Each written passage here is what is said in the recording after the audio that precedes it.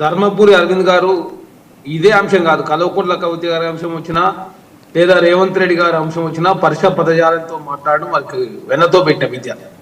ఎందుకంటే భారతీయ జనతా పార్టీ తెలంగాణ రాష్ట్రానికి సంబంధించి చాలా అంశాల మీద తెలంగాణ రాష్ట్రంలో పార్టీలు ప్రశ్నిస్తుంటాయి. ఆ ప్రశ్నలకు ఏనాడు కూడా అదేవిధంగా ధర్మపురి అరవింద్ గారు సమాధానం చెప్పడు. కానీ ఇట్లాంటి వ్యవహారాలు వచ్చినప్పుడు మాత్రం కల్వకుంట్ల కవిత గారు వెనక రేవంత్ రెడ్డి గారు ఉన్నారు. కాంగ్రెస్ పార్టీ ఏం చేసింది తెలంగాణకి అని చెప్పే ప్రయత్నం అరవింద్ గారు చేస్తారు. అసలు భారతీయ జనతా పార్టీ తెలంగాణకి ఏం చేసిందో చెప్పవా? 2 సార్లు ఎంపీ అయినా, మరి నిజామాబాద్కి ఏం చేసినావు, తెలంగాణకి ఏం చేసినావు? నరేంద్ర మోడీ గారు 12 సంవత్సరాలు ఈ దేశానికి ప్రధానమంత్రి ఉంది కదా, మరి తెలంగాణకి ఏమైనా నిధులు తీసుకొచ్చినావు అంటే అట్లాంటి ప్రశ్నలకు ధర్మపురి అరవింద్ గారు సమాధానం చెప్పకుండా కల్వకుంట్ల కవిత గారు వెనక రేవంత్ రెడ్డి గారు ఉన్నారు. ఈ గేమ్ అంతా రేవంత్ రెడ్డి గారు అనిపిస్తా ఉన్నాడు.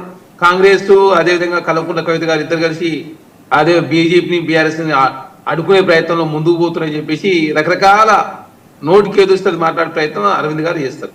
కాబట్టి కాంగ్రెస్ పార్టీగా ప్రతి సందర్భంలో కాంగ్రెస్ పార్టీ మాట్లాడుతూ ప్రజాస్వామ్యంలో ఎవరికైనా పార్టీ పెట్టుకునే హక్కు ఉన్నది. దానిలో భాగంగా కల్వకుంట్ల కవిత గారు పార్టీ పెట్టారు.